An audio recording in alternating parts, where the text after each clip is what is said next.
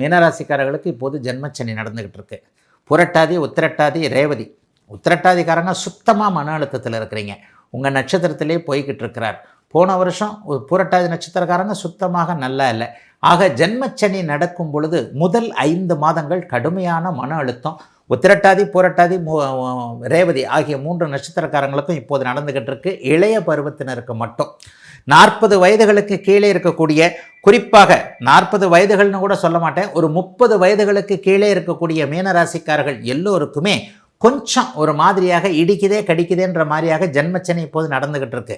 மீனராசிக்காரர்களுக்கு நான் 2 விதமாக தான் பலனை சொல்லுவேன். எப்படி பலனை சொல்லுவேன் அப்படின்னு பார்த்தீங்கன்னா, அதாவது 50 வயது தாண்டிய மீனராசிக்காரர்களுக்கு பொருள் சேர்க்கை, சொத்து சேர்க்கை, வியாபாரம் நல்லா இருக்கிறது, தொழில் நல்லா இருக்கிறது, வீடு கட்டுறது, பிள்ளைங்களுக்கு ஏதாவது செய்கிறது, ஏற்கனவே சேர்த்து வச்சிருந்த காசை சுப விரயமாக, சுப செலவாக நிலம் வாங்கிறது, காடு வாங்கிறதுன்னு நல்ல விதமாகவே அமையும்.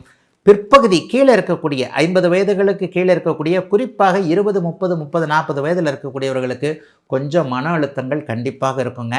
யாரையும் நம்பக்கூடாதுங்க.